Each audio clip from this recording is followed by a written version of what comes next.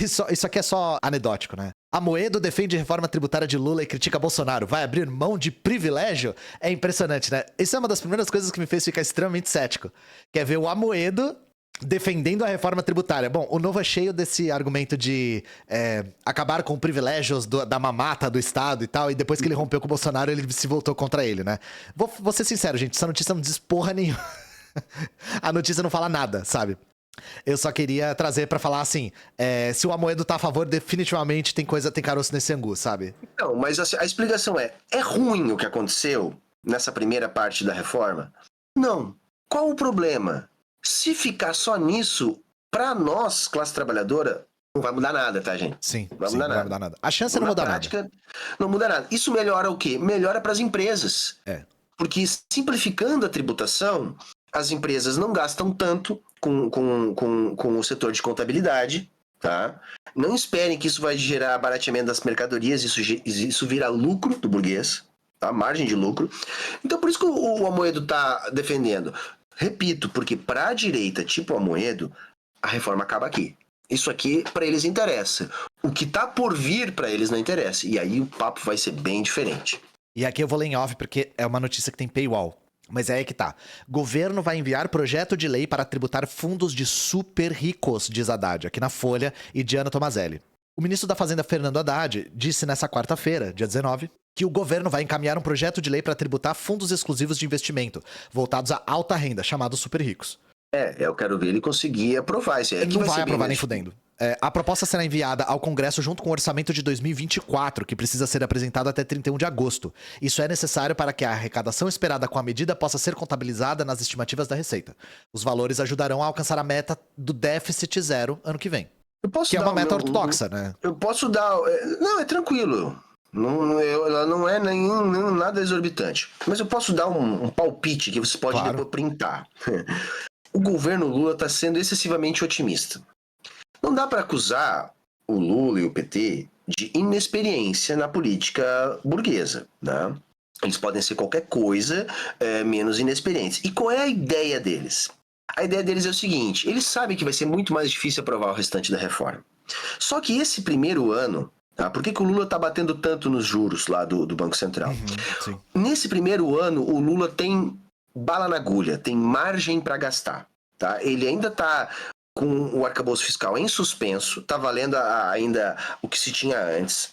Então ele tem uma carta de crédito do Congresso para gastar um pouco mais esse ano. E gasto significa crescimento da economia.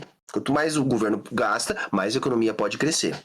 Então ele sabe que vai haver uma melhora no ambiente econômico esse ano. Já está havendo, gente, já está havendo. Os indicadores econômicos estão melhores. O que está pior hoje nos indicadores econômicos?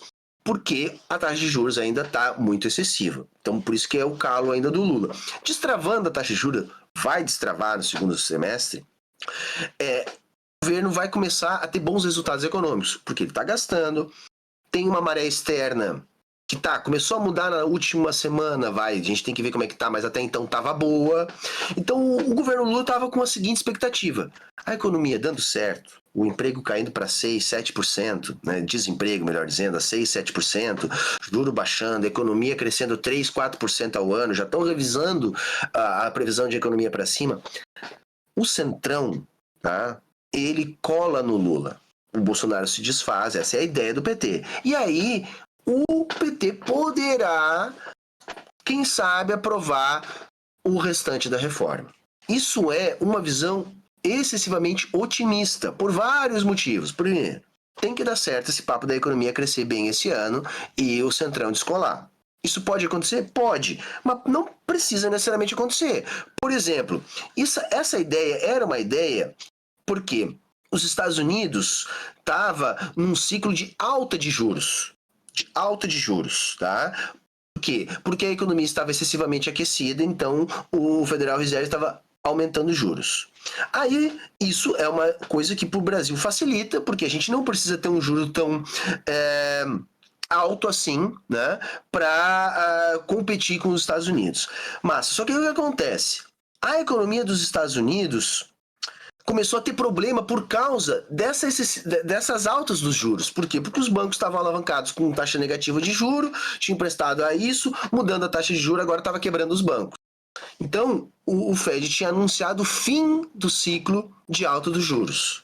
É isso. E isso, então, tiraria a pressão aqui no Brasil. Só que, contrariando o que os economistas estavam imaginando, esse ciclo de alta de juros não necessariamente chegou ao fim. Por quê? Porque ainda tem muita gente empregada na economia capitalista dos Estados Unidos. O capitalismo precisa de desemprego. Então, assim, o que eu estou querendo dizer, resumindo para a galera com esse meu economês aqui? O governo Lula está contando com uma situação externa que não é certo que fique assim.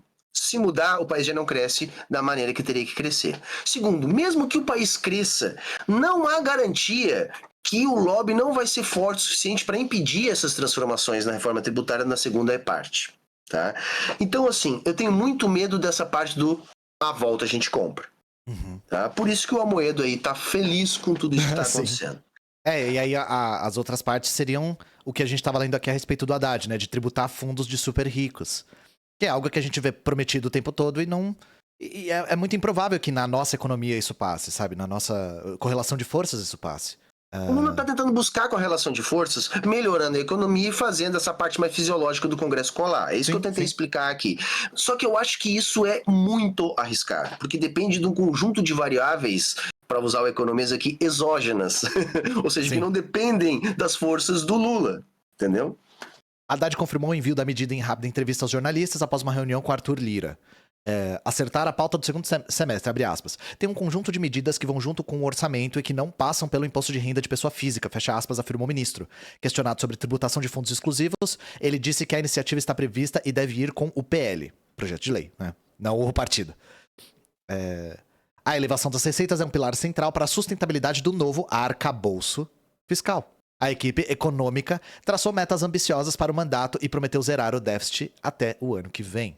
Os fundos exclusivos de investimento são aqueles em que poucos cotistas mantêm valores expressivos em aplicações.